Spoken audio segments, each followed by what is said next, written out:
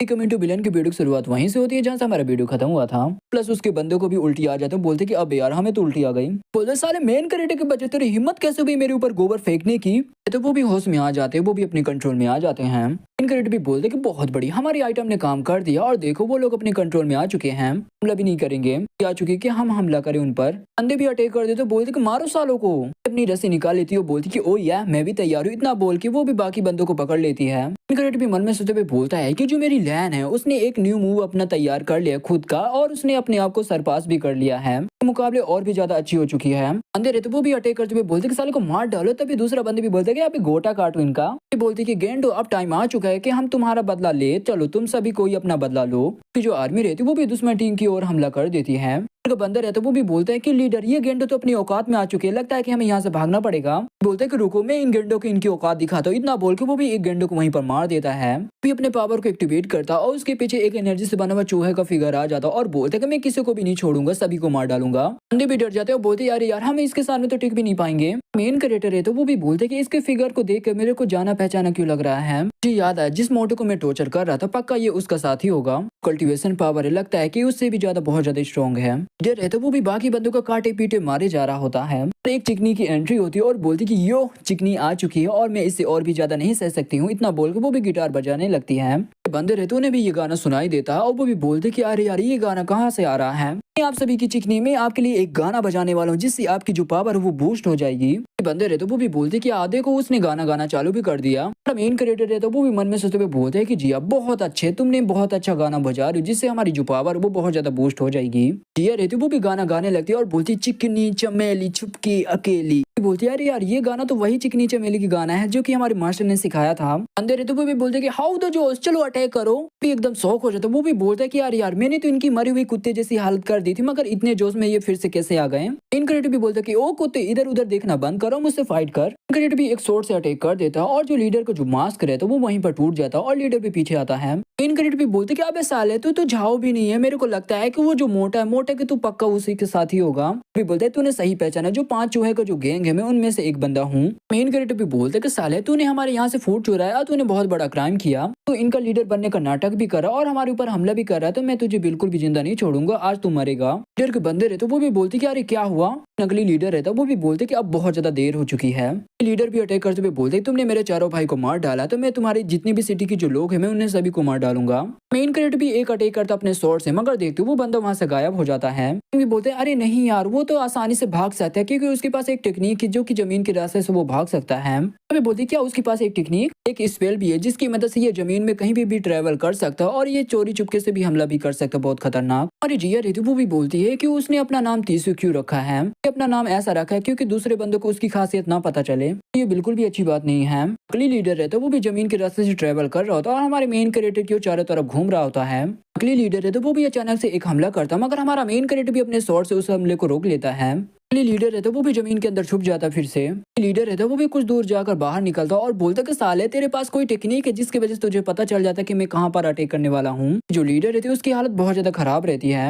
इनक्रेडिट भी बोलता ओ बच्चे को बुरा लगा, आई एम सॉरी, क्योंकि मैं बचपन में एक गेम खेला करता था जिसकी वजह से मेरे को पता चल जाता है कि साले तू कहां से और कब अटैक करने वाला है। अभी तक तो वार्म अप कर रहा था इसलिए मैंने कोई अटैक नहीं किया था, चल मैं अभी अपना सबसे स्ट्रॉन्ग अटैक करता हूँ। इतना बोल के वो भी हमारा मेन कैरेक्टर एक स्ट्रॉन्ग अटैक कर देता है। उस अटैक को देख एकदम उसकी बहुत ज्यादा फट जाती है, बोलती कि नहीं नहीं ये अटैक लगा तो मेरी बैंड बच जाएगी। अटैक जाकर लीडर को लगता है और वहां पर बहुत बड़ा ब्लास्ट होता है और लीडर भी देखते वहां पर बेहोश पड़ा रहता है। इनक्रेडिट भी बोलता है कि यहाँ पर कोई भी रिवॉर्ड नहीं है, नहीं तो कोई रिवॉर्ड होता तो मैं पक्का जो लैन और जो जिया है दोनों को एक बड़ी बेबी देता। तो उनकी फट जाती है और बोलती कि मिस्टर ली प्लीज, हमें बिल्कुल भी नहीं पता था कि वो बंदा नाटक कर रहा था।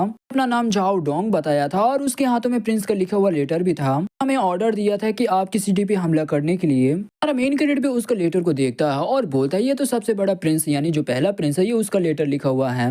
बोलती है कि ये बंदा मगर उसकी जगह पर कैसे आ सकता है। तभी हमारा मेन कैरेक्टर भी बोलता है कि शायद से रास्ते में कुछ कोई भी फर्क नहीं पड़ता है। मेन कैरेक्टर भी गुस्सा करते हुए बोलता है साला वो जोंग टियान का पोता वो मेरे ऊपर अटैक भी किया था और यहाँ से भागना भी चाहता था।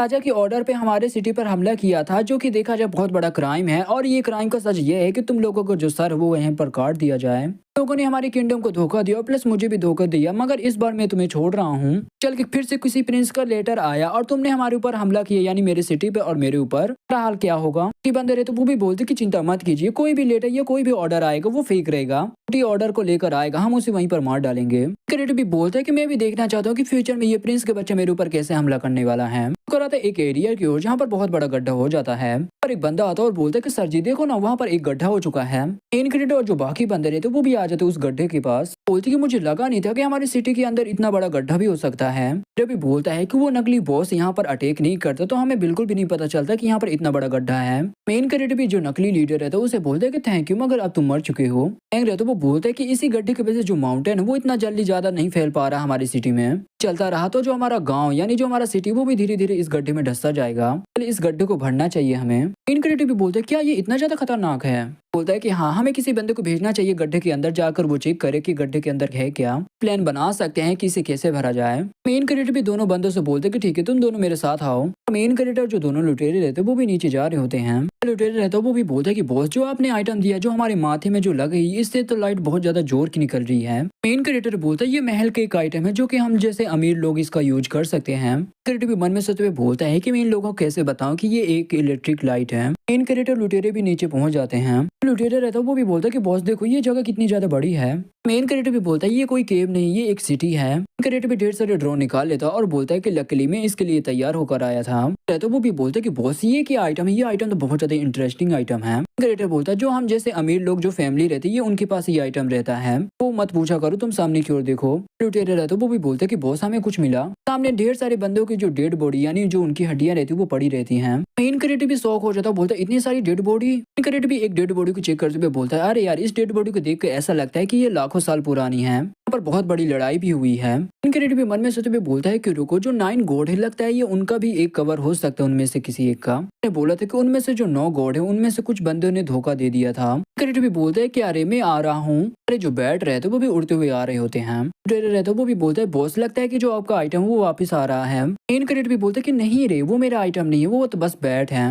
ढेर सारे लोग रहा करते थे। क्रेडिटर जैसे एक जगह पर रोशनी डालता वहाँ पर ढेर सारे बैट रहते, तभी हमारा मेन क्रेडिटर भी बोलता है अबे नहीं यार, ये तो ढेर सारे बैट हैं कि बैट रहते, वो भी हमारे मेन क्रेडिटर और जो बाकी बंदे रहते हैं उनके ऊपर हमला कर देते हैं। रहता वो भी बोलते कि बॉस मेरी आंखों में बहुत ज्यादा दर्द हो रहा है। रहता वो भी चिल्लाता कि बॉस प्लीज बचा लो मुझे, इस बैट ने मेरे पिछवाड़ा काट लिया, प्लीज मुझे बचाओ। मेन क्रेडिटर भी फेस लाइट उतार लेता और बोलता है कि ये लोग लाइट से बहुत ज्यादा डरते हैं। मेन क्रेडिटर जो बाकी बंदे रहते वो भी लाइट दिखाते जिससे जो बैट रहते वो वहाँ से भाग जाते हैं। आता रात की ओर और आता कुछ टाइम बाद की ओर जहाँ पर जो हमारे दोनों लुटेरे रहते वो भी इलाज करवा रहे होते अपने। जो दूसरा लुटेरे रहता वो भी बोलते हैं कि जी आप प्लीज आराम से। रहता वो भी चिल्लाते कि ओए माँ मेरे पिछवाड़े में बहुत ज्यादा दर्द हो रहा है, दवा लगाइए। जान रहते वो भी बोलती है कि साले तू इतना ज्यादा चिल्लाएगा तो लगता है कि तू तो मर्द भी नहीं है। कि अमीजान रहते वो भी बोलती कि अरे यार बस बैट ने थोड़ा सा ही काटा था जो कि तुम्हारा थोड़ा सा ब्लड निकल रहा है। लुटेरे रहते वो भी बोलते कि आंटी आप सच मुझे इलाज करना जानती हो ना, अच्छे से कर देना। मिजान भी बोलती कि जब जिया के अब्बाजान की मौत हो चुकी थी तो इसलिए मैं उसके लिए बाप और माँ दोनों का काम किया करती थी। बीमार हुआ करती थी, उसके पास पैसे भी नहीं हुआ करते तो मैं ही डॉक्टर बन के उसकी इलाज किया करती थी कि इलाज कैसे किया जाता है। तो मिजान रहते वो भी गुस्सा करते हुए बोलती कि अबे साले तू आंटी किससे बोल रहा, देख रहा तेरी दाढ़ी तू तो मुझसे भी बहुत ज्यादा बड़ा है, ये ले साले पिछवाड़े में। तभी वो भी बोलते कि ओए माँ मेरे पिछवाड़े में मत मारो। तो कर रहा था हमारा मेन क्रेडिटर फैंक की ओर, जहाँ पे फैंक भी बोलता है कि आपके जो ड्रोन ने जो फोटो क्लिक किया है ये देख लो। मेन क्रेडिटर भी बोलता है कि वहाँ पर बहुत ज्यादा अंधेरा था मगर ड्रोन ने अच्छे से फोटो क्लिक कर लिया था। क्रेडिटर भी फैंक से बोलता है कि तुम्हें क्या पता चला। तो कि देख के मुझे ऐसा पता चला जो ये गड्ढा ये हमारी सिटी तक फैला हुआ है, अंदर सिटी हुआ करता था, इसी रीजन की वजह से जो ये सिटी है वो नीचे धंस गया था और उसके बाद हमारा सिटी बना। मेन क्रेडिटर भी बोलता है कि दूसरे शब्दों में बोला जाए तो ये सबसे पुराना सिटी ये पहला हुआ करता था हमारे सिटी की जगह पर। तो वो भी बोलते हैं कि वहाँ पर मेरे को ढेर सारे एंसिड वेपन भी मिले, बुक भी मिला। मेन क्रेडिटर भी बोलता है ये एल्बम यानी ये बुक किसका है, बोलता है ये पक्का डेजर्ट गॉड का हो सकता है। भी बोलता है कि लेजेंड के माने जाए तो वो पहले हू किंगडम का राजा हुआ करते थे, जब तक ये रेत यानी जब तक ये डेजर्ट रहेगी तब तक वो प्रोटेक्ट करते रहेंगे और उनकी जो आर्मी थी वो बहुत ज्यादा स्ट्रांग हुआ करती थी। मगर एक इंसान के साथ सामना हो गया यानी प्लेग के गॉड के साथ और जो डेजर्ट गॉड है दोनों के बीच में लड़ाई चालू हो गई थी। गॉड की जो पावर वो जहाँ पर भी आता वहाँ पर बीमारी यानी मौत ही आती है कि जो आर्मी थी वो भी जल्दी फ्लेग की बीमारी गई थी और बचे हुए थे सिर्फ डेजर्ट गॉड। हुए थे फ्लेग गॉड और डेजर्ट गॉड, दोनों के बीच में बहुत खतरनाक लड़ाई हुई, ये तक चलती रही और रेत का तूफान चलता रहा। बाद जब लड़ाई खत्म हुई थी दोनों ही वहाँ से। ये वीडियो यहीं पे खत्म होता तो वीडियो में नया तो लाइक करो, चैनल में नया सब्सक्राइब करो। तो मिले किसी अगली वीडियो के लिए, तब तक लिए बाय बाय।